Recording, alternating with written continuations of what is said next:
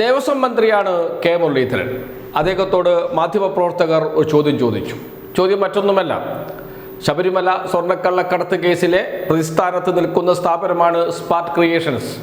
അതിൻ്റെ ഡയറക്ടർ പങ്കജ് ഭണ്ഡാരി കേസിൽ പ്രതിയാണ്. ആ സ്മാർട്ട് ക്രിയേഷൻസ് എന്ന സ്ഥാപനത്തിൻ്റെ അഭിഭാഷകൻ ഇപ്പോൾ ദേവസ്വം ബോർഡ് അഭിഭാഷകനാണ്. സർക്കാരാണ് നിയമിച്ചത്. വി.ഡി. സതീശൻ നിയമവകുപ്പ് കൂടി കൈകാര്യം ചെയ്യുന്ന മുഖ്യമന്ത്രിയാണ്. അദ്ദേഹമാണ് നിയമിച്ചിരിക്കുന്നത്. ദേവസ്വം വകുപ്പിൻ്റെ വിഷയമായതുകൊണ്ട് ദേവസ്വം മന്ത്രിയോട് മാധ്യമപ്രവർത്തകർ ഇക്കാര്യം ചോദിച്ചു. അദ്ദേഹം പറഞ്ഞ മറുപടി: ഈ മറ്റൊരു വിഷയം, ഈ സ്മാർട്ട് ക്രിയേഷൻ്റെ അഭിഭാഷകനെ ദേവസ്വം വകുപ്പിൻ്റെ സ്പെഷ്യൽ പുള്ളിയായി നിയമിച്ചു.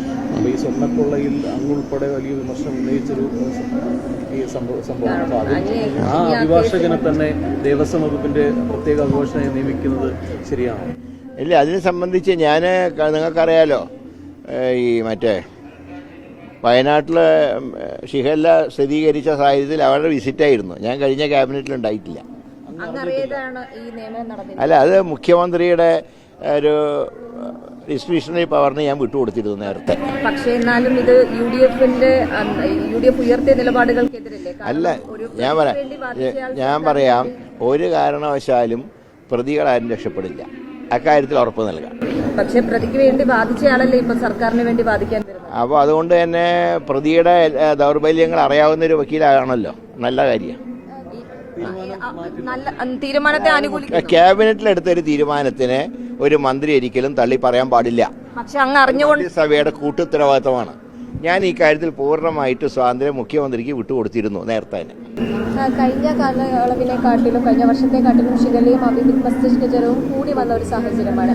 അപ്പോൾ തദ്ദേശ സ്വയംഭരണ സ്ഥാപനങ്ങൾക്ക് ഈ മഴക്കാല പൂർവ്വ ശുചീകരണത്തിൽ പാളിച്ച പറ്റിയിട്ടുണ്ട്. അല്ല, ഞാൻ പറയാം, തെരഞ്ഞെടുപ്പ് ഒരു പ്രത്യേക സാഹചര്യമായിരുന്നു. തെരഞ്ഞെടുപ്പ് കാലത്ത് എല്ലാവരും തെരഞ്ഞെടുപ്പിൻ്റെ തിരക്കിലായിപ്പോയി.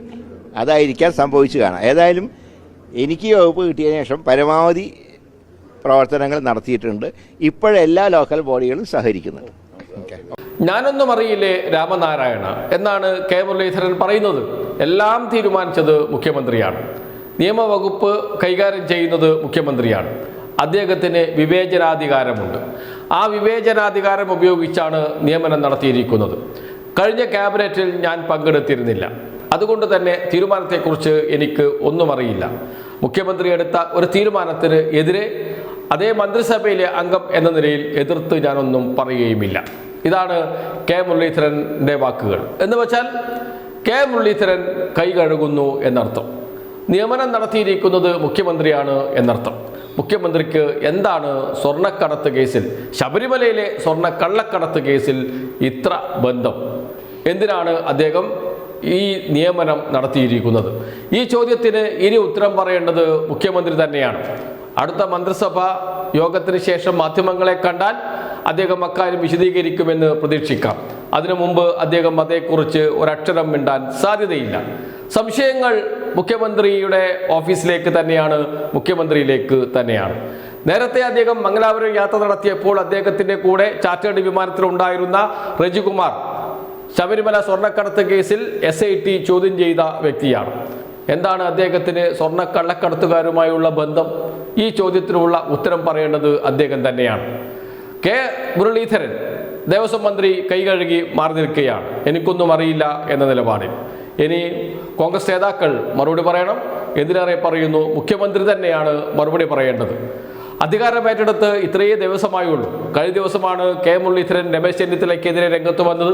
രമേശ് ചെന്നിത്തല പക്ഷേ ഒന്നും പ്രതികരിച്ചില്ല. BJP നേതാവിന് വേണ്ടി കെ മുരളീധരൻ പരസ്യമായി രംഗത്ത് വരുന്നു. ഇതൊക്കെ നാം കണ്ടു കഴിഞ്ഞ ദിവസങ്ങളിൽ. ഇപ്പോഴിതാ കെ മുരളീധരൻ മുഖ്യമന്ത്രിയെയും സംശയത്തിൻ്റെ നിഴലിൽ നിർത്തിയിരിക്കുകയാണ്. ആ സംശയത്തിൻ്റെ നിഴലിൽ നിന്ന് മാറേണ്ടത് മുഖ്യമന്ത്രിക്ക് അത്യാവശ്യമാണ്.